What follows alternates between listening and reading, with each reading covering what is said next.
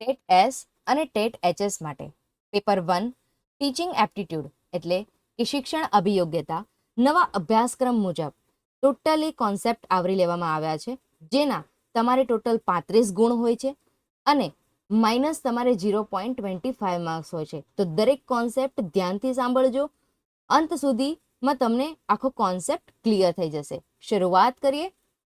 પહેલો ટોપિક છે what is teaching method. તો ટીચિંગ મેથડ એટલે શું? તો ટીચિંગ મેથડ એટલે કે શિક્ષક દ્વારા વિદ્યાર્થીઓને શીખવવાની વિવિધ રીતો કે દરેક વિદ્યાર્થી અલગ અલગ રીતે શીખે છે, તેથી એક જ પદ્ધતિ બધા માટે યોગ્ય ન હોઈ શકે. તેથી શિક્ષકને સિચ્યુએશન પ્રમાણે મેથડ પસંદ કરવી પડે છે. ઉદાહરણ તરીકે લેક્ચર મેથડમાં શિક્ષક વધુ બોલે છે અને વિદ્યાર્થીઓ સાંભળે છે, જ્યારે ડિસ્કશન મેથડમાં શું થાય છે? એક્ટિવલી ભાગ લે છે. આજના સમયમાં એક્ટિવલી બેઝડ લર્નિંગ ખૂબ જ મહત્વનું બની ગયું છે, કારણ કે તેમાં વિદ્યાર્થી પોતે કામ કરીને શીખે છે, જેને લર્નિંગ બાય ડુઈંગ કહેવામાં આવે છે. આજે કોઈ શિક્ષક કન્ટિન્યુઅસલી રીડિંગ કરીને વાંચે છે, ભણાવે છે, તો સ્ટુડન્ટ્સ બોરિંગ થઈ જતા હોય છે. તો એના માટે ટીચરે શું કરવું જોઈએ કે કોઈને કોઈ એક્ટિવિટી, કોઈ ટાસ્ક, કોઈ પ્રોજેક્ટ એ સ્ટુડન્ટ્સને આપવો જોઈએ, જેનાથી સ્ટુડન્ટ્સ એક્ટિવલી પાર્ટિસિપેટ કરે અને સ્ટુડન્ટ્સનું ધ્યાન કેન્દ્રિત થઈ શકે. નેક્સ્ટ ટોપિક છે વોટ ઇઝ પેડાગોજી. પેડાગોજી એટલે શું? તો પેડાગોજી એટલે શિક્ષણ આપવાની કલા અને વિજ્ઞાન કે જેમાં શિક્ષક કેવી રીતે કન્ટેન્ટ પ્રેઝન્ટ કરે છે, કેવી રીતે વિદ્યાર્થીઓને મોટિવેટ કરે છે અને કેવી રીતે લર્નિંગ ઇફેક્ટિવ બનાવીને તે આવરી લેવામાં આવે છે. મોડર્ન પેડાગોજી સ્ટુડન્ટ સેન્ટર્ડ હોય છે, એટલે કે શિક્ષણનું કેન્દ્ર વિદ્યાર્થી છે, શિક્ષક માત્ર માર્ગદર્શક તરીકે કામ કરે છે. આપણે જોઈએ છીએ કે જ્યારે ટીચર દરેક સ્ટુડન્ટ્સને પ્રોજેક્ટ બનાવવા આપે છે, ત્યારે દરેક સ્ટુડન્ટ્સને એક સરખું માર્ગદર્શન આપે છે, પણ જ્યારે સ્ટુડન્ટ્સ એ પ્રોજેક્ટ રેડી કરીને આવે છે, ત્યારે દરેકનું અલગ અલગ મંતવ્ય પોતપોતાનું રજૂ કરે છે. Methods of teaching. ટીચિંગની ઘણી બધી અલગ અલગ મેથડ હોય છે ભણાવવાની, જે શિક્ષક માટે બહુ જ મહત્વની હોય છે. પહેલી આપણે મેથડ જોઈએ કે ટેલિંગ મેથડ. ટેલિંગ મેથડની અંદર કે બોલીને એટલે કે લેક્ચર મેથડ, ડિસ્કશન મેથડ અને સ્ટોરી ટેલિંગ મેથડ. આ 3 પદ્ધતિ દ્વારા એક ટીચર સારી રીતે ટીચિંગ કરી શકે છે. ત્યારબાદ આવે છે એક્ટિવલી મેથડ. તો સ્ટુડન્ટ્સ ક્યારે એક્ટિવ હોય? તમે એમને પ્રોજેક્ટ આપો અથવા કોઈ પ્રોબ્લેમ સોલ્વિંગ મેથડ એટલે કે કોઈ ક્વેશ્ચનનું એને પ્રોબ્લેમનું સોલ્યુશન લાવવાનું કહો, ત્યારે સ્ટુડન્ટ્સનું માઇન્ડ એક્ટિવ થાય છે. થર્ડ મેથડ છે વિઝ્યુઅલ મેથડ. વિઝ્યુઅલ મેથડ એટલે કે એનિમેશન થ્રુ, કોઈ ઇમેજીસ થ્રુ, ટેક્સ્ટબુક મેથડ છે, ડેમોન્સ્ટ્રેશન છે, સુપરવાઇઝ સ્ટડી મેથડ છે. આવી પદ્ધતિથી કે સ્ટુડન્ટ્સ જ્યારે કોઈ ચિત્ર દ્વારા કોઈ વસ્તુ એક્સપ્લેનેશન કરે છે, ત્યારે એ વ્યક્તિ, વસ્તુ સરળતાથી એને યાદ રહી જાય છે. ફોર્થ મેથડ છે કે મેન્ટલ મેથડ, એટલે કે ઇન્ડક્ટિવ અને deductive method, analysis method, synthesis method કે માનસિક પદ્ધતિથી પણ તમે સ્ટુડન્ટ્સને ઇઝીલી ભણાવી શકો છો. નીચે મુખ્ય મેથડ્સ આપેલી છે કે જેની અંદર લેક્ચર મેથડ છે એ ટીચર સેન્ટર્ડ હોય છે, એટલે કે ટીચર ભણાવે છે અને સ્ટુડન્ટ સમજે છે, એટલે એ મેથડ આવશે તમારી લેક્ચર મેથડ. ત્યારબાદ છે ડિસ્કશન મેથડ. ડિસ્કશન મેથડમાં ઇન્ટરેક્શન આધારિત હોય છે, એટલે કે સ્ટુડન્ટ અને ટીચર બંને એક્ટિવલી પાર્ટિસિપેશન હોય છે. થર્ડ મેથડ છે ડેમોન્સ્ટ્રેશન મેથડ, એટલે કે વસ્તુ બતાવીને, કોઈ પ્રોજેક્ટ છે, પીપીટી છે, આ વસ્તુ બતાવીને જ્યારે સ્ટુડન્ટને સમજાવવામાં આવે છે, એને આપણે ડેમોન્સ્ટ્રેશન મેથડ કહીએ છીએ. ફોર્થ મેથડ છે એક્ટિવલી બેઝડ લર્નિંગ, એટલે કે લર્નિંગ બાય ડુઈંગ, કે ટીચર છે એ સ્ટુડન્ટ્સને કોઈ ટાસ્ક યા પછી કોઈ પ્રોજેક્ટ આપે છે, તો સ્ટુડન્ટ્સ એ કામ સરળતાથી, આસાનીથી પૂર્ણ કરે છે, ખુદ જાતે મહેનત કરીને એ પ્રોજેક્ટ બનાવે છે, એને આપણે કહીશું લર્નિંગ બાય ડુઈંગ. ફોર્થ છે આપણી પ્રોજેક્ટ મેથડ, કે જેને આપણે કહીએ છીએ પ્રેક્ટિકલ લર્નિંગ. હવે વાત કરીએ ચાઇલ્ડ ડેવલપમેન્ટ એન્ડ સાયકોલોજી, કે બાળકનો વિકાસ અને એની માનસિકતા. એ ચાઇલ્ડ ડેવલપમેન્ટ અને સાયકોલોજીમાં બાળકના શારીરિક, માનસિક, ભાવનાત્મક અને સામાજિક વિકાસનો અભ્યાસ કરવામાં આવે છે. દરેક બાળકનો વિકાસ એક સરખો હોતો નથી. તેથી ઇન્ડિવિજ્યુઅલ ડિફરન્સ મહત્વપૂર્ણ છે. પીજેટના કોગ્નિટિવ ડેવલપમેન્ટ થિયોરી મુજબ બાળકની 4 સ્ટેજમાં વિકસે છે. એ 4 સ્ટેજ આપણે જોઈએ કે પીજેટે પહેલું સ્ટેજ આપ્યું હતું સેન્સરી મોટર સ્ટેજ. જે 0 થી 2 વર્ષનું બાળક હોય છે એને આપણે સેન્સરી મોટર સ્ટેજ કહીશું, કે જે વિધાઉટ સિમ્બોલ દ્વારા કોઈ બી વસ્તુ જસ્ટ એક્સપ્રેશન, થોટ્સ એના દ્વારા જાતે સમજી લેતું હોય છે.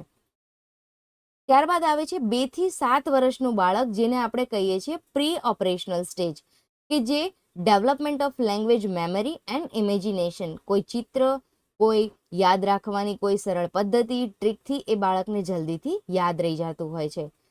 ત્યારબાદ આવે છે 7 થી 11 વર્ષનું બાળક, કે જેને આપણે કોન્ક્રીટ ઓપરેશનલ સ્ટેજ કહીએ છીએ, જેમાં બાળક પોતાની બુદ્ધિ લગાવે છે, એને મોડિફાય કરે છે, કોઈ વસ્તુમાં સુધાર લાવવાનો પ્રયત્ન કરે છે. એ 7 થી 11 વર્ષનું બાળક કરી શકે છે.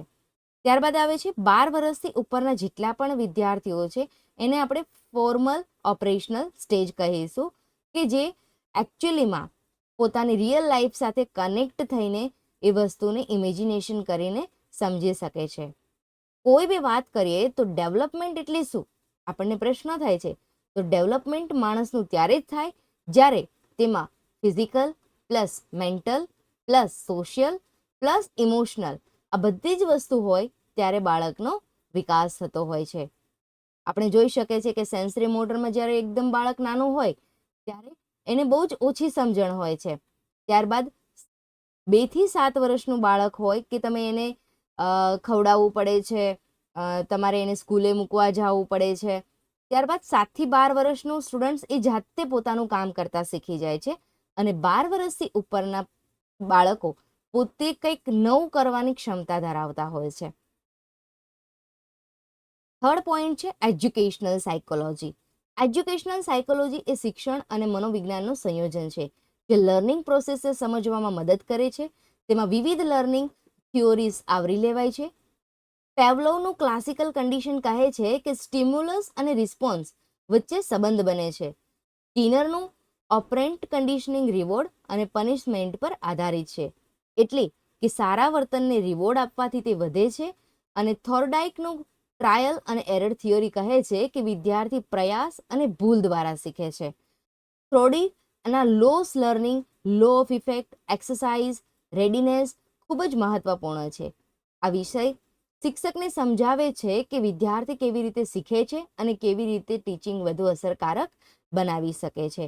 તો આ દરેક વસ્તુ આપણે એજ્યુકેશન સાયકોલોજીની અંદર આવશે.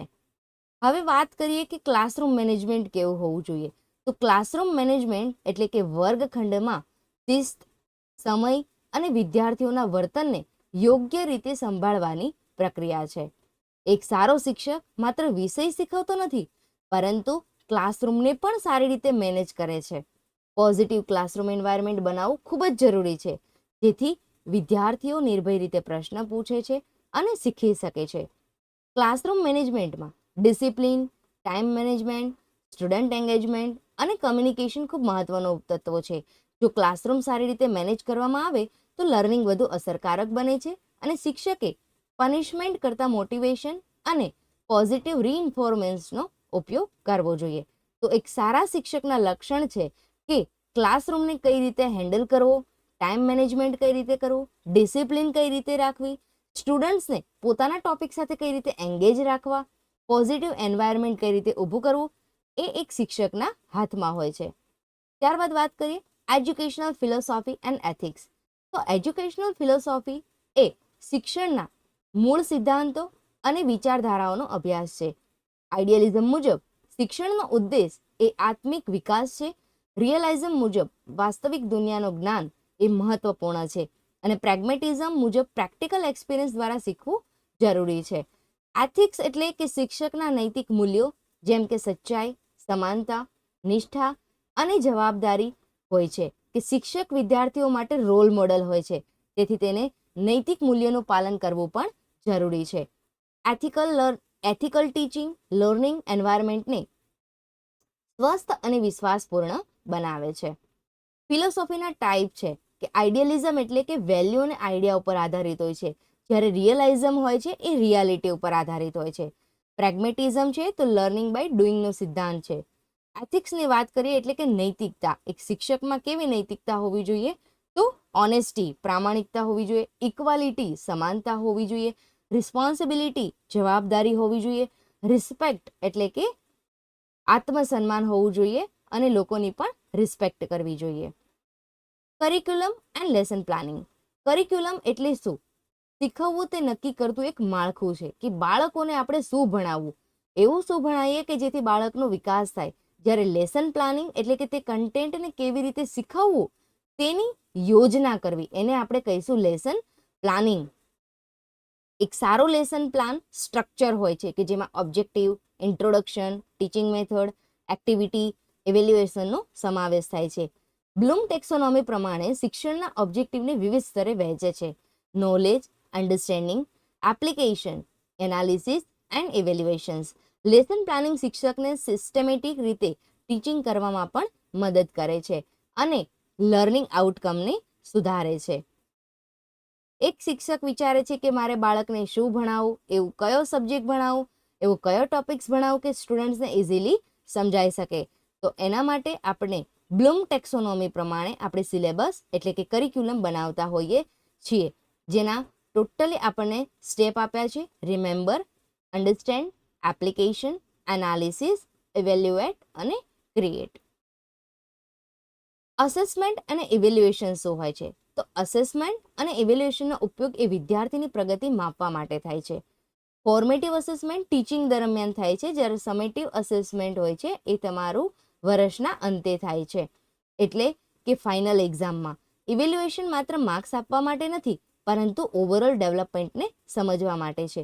તેમાં ટેસ્ટ, અસાઇનમેન્ટ, પ્રોજેક્ટ્સ અને ઓબ્ઝર્વેશન જેવા ટૂલ્સનો ઉપયોગ થાય છે. ઇફેક્ટિવ ઇવેલ્યુએશન લર્નિંગને સુધારે છે અને ફીડબેક દ્વારા વિદ્યાર્થીઓને આગળ વધવામાં મદદ કરે છે. એજ્યુકેશન ટેકનોલોજી શું હોય છે? એજ્યુકેશન ટેકનોલોજીની વાત કરીએ એટલે કે ટીચિંગ મેથડમાં આપણે એજ્યુકેશન ટેકનોલોજી દ્વારા એટલે કે નવી નવી ટેકનોલોજી જટિલતા દ્વારા આપણે બાળકોને સારું શીખવવાનો પ્રયાસ કરતા હોઈએ છીએ. ત્યારબાદ છે ઇન્ક્લુઝિવ એજ્યુકેશન્સ, કે જેમાં તમામ વિદ્યાર્થીઓ સામાન્ય રીતે દિવ્યાંગ હોય છે, બધા જ એક સાથે ભણે છે.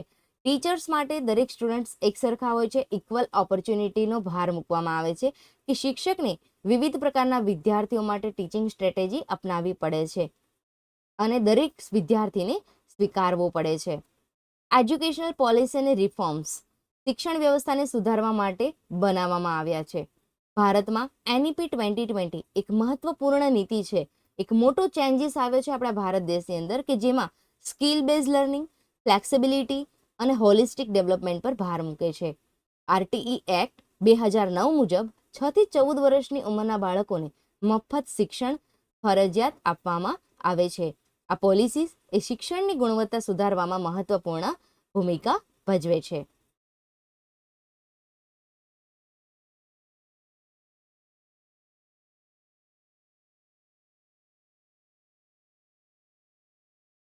હવે વાત કરીએ આપણે એમસીક્યુની. લર્નિંગ બાય ડુઈંગ કોને આપ્યું હતું? તો જ્હોન ડેવીએ. પ્રશ્ન 2, લેક્ચર મેથડ કઈ પ્રકારની હોય છે? તો ટીચર સેન્ટર હોય છે. પ્રશ્ન 3, ડિસ્કશન મેથડ શું છે?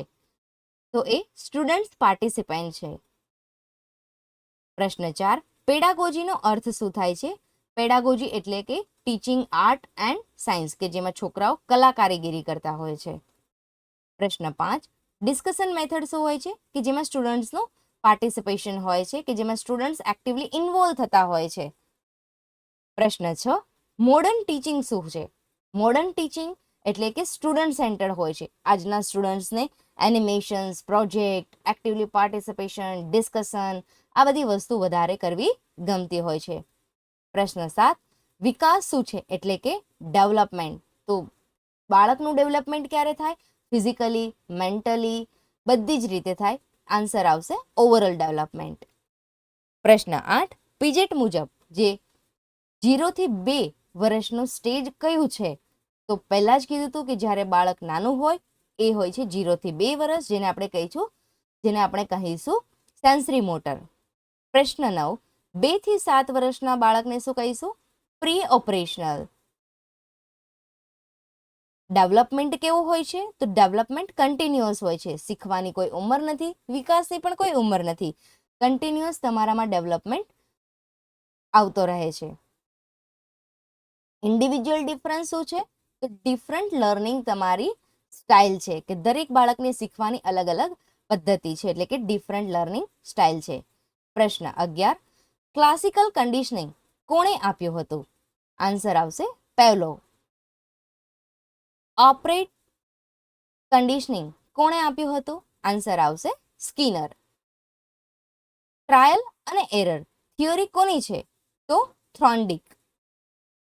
પ્રશ્ન 14, લો ઓફ ઇફેક્ટ કોનું છે? જવાબ આવશે થ્રોન્ડિકનું. પ્રશ્ન 15, રિવોર્ડ શું કરે છે? Increase behaviour. એટલે કે એક રિવોર્ડ એટલે કે તમને જ્યારે કોઈ ગ્રેડ, કોઈ ઇનામ મળે છે, કોઈ સારી ટકાવારી આવે છે, તેનાથી શું થાય છે? તમારું ઓવરઓલ બિહેવિયર તમારું વધે છે, એટલે કે તમારામાં ડેવલપમેન્ટ વધે છે.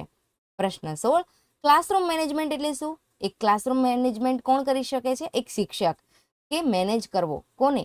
ક્લાસને. પ્રશ્ન 17, ડિસિપ્લિન શું છે? એક શિસ્ત શું છે?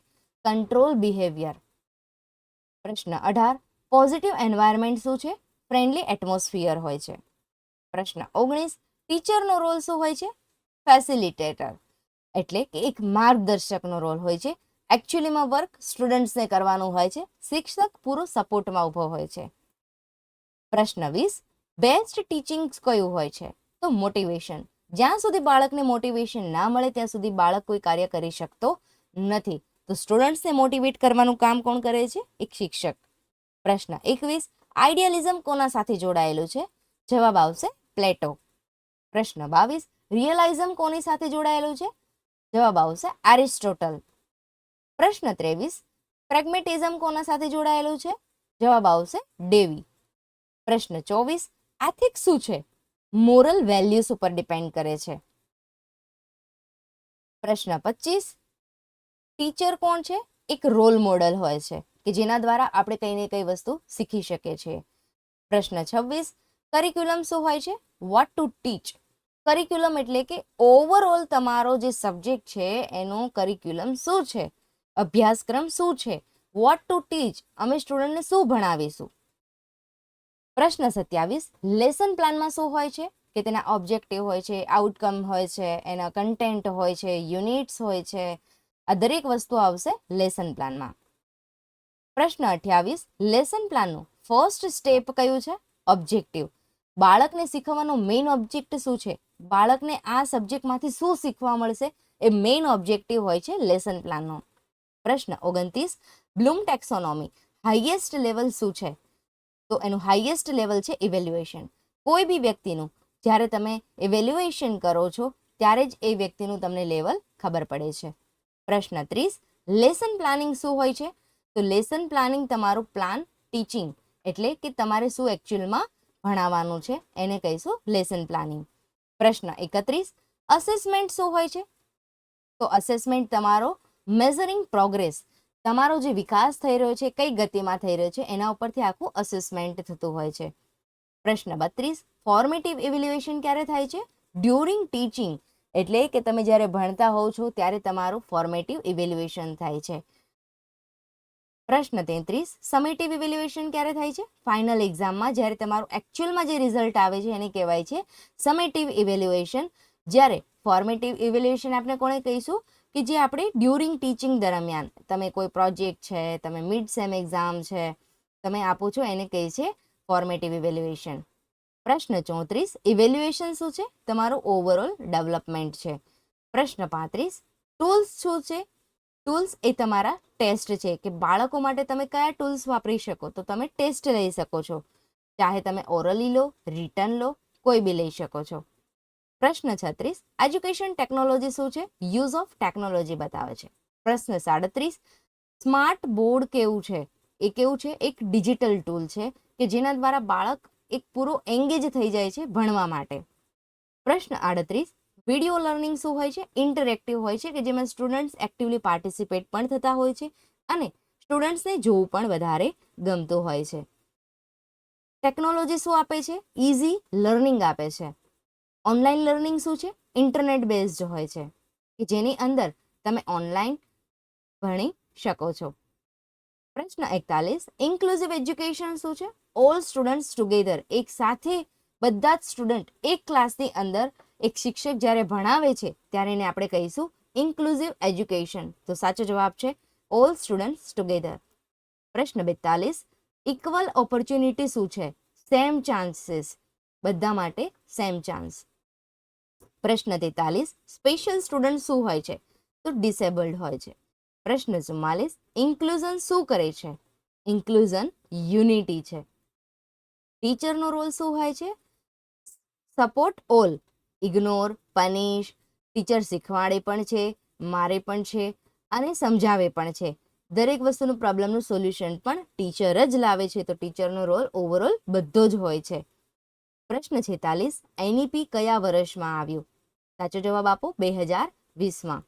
પ્રશ્ન 47, આરટીઈ એક્ટ કયા વર્ષમાં આવ્યું? 2009માં. પ્રશ્ન 48, આરટીઈ શું આપે છે? આરટીઈ આપણને ફ્રી એજ્યુકેશન આપે છે. એનઈપી ફોકસ શું છે? એનઈપી ફોકસ એ તમારું સ્કિલ હોય છે, સ્કિલ ઉપર આધારિત હોય છે. પ્રશ્ન 50, પોલિસી શું છે? પોલિસી એ રૂલ સિસ્ટમ હોય છે.